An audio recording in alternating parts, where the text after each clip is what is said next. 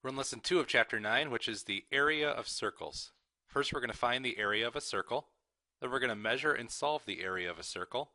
Then we'll solve a real-world application. When we find the area of a circle, that's going to be in 2 dimensions. So when we do that, we ask ourselves how many square units can we fit into a circle? This is much different than circumference when we were finding just a line. Here we're finding 2 dimensions, up and down and left and right, in the area of this circle. And we can use this area of a circle formula to solve that. The area of a circle equals pi, like we've seen before, times radius squared. So you could follow these steps to find the area of a circle. You could find the radius if you need to. You can square the radius, and you can multiply that answer times pi. So for this one, for example, it gives us the diameter of 4, but it also gives us the radius of 2. So this radius is 2 units long. So we have found the radius. Next step is to square that radius. So 2 squared would be 2 times 2, which equals 4. And we can multiply that answer times pi. 4 times 3.14 equals 12.56. So we do A for area equals 12.56 units squared. And that's really important that we square whatever unit we put here because we are finding literal squares inside the circle. It shouldn't really surprise you that this is a decimal answer, seeing that the circle isn't going to fit perfectly with the squares. Let's find a couple areas here. It says find the area of each circle to the nearest tenth. Use 3.14 for pi.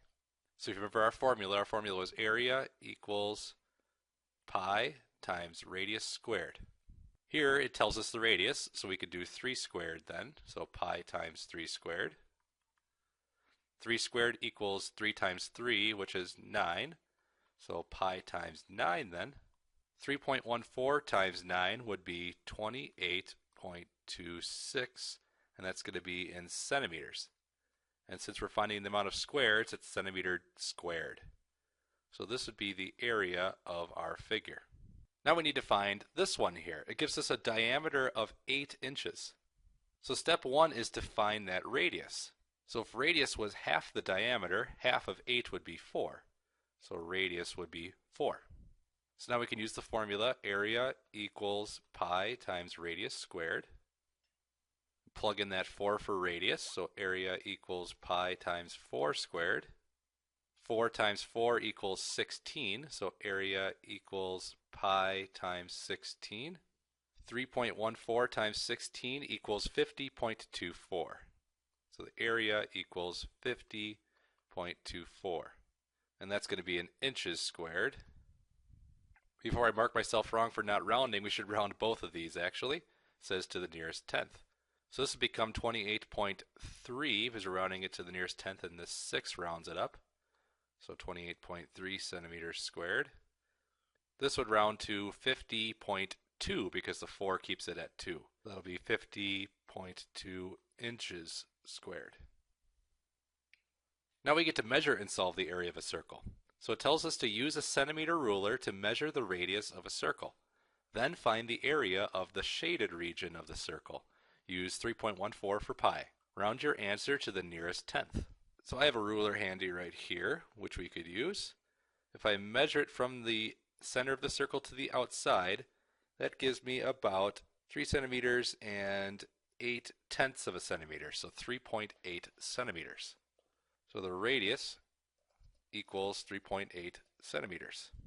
So if I solve this using the formula, area equals pi times radius squared, I would plug in 3.8 for radius and square that.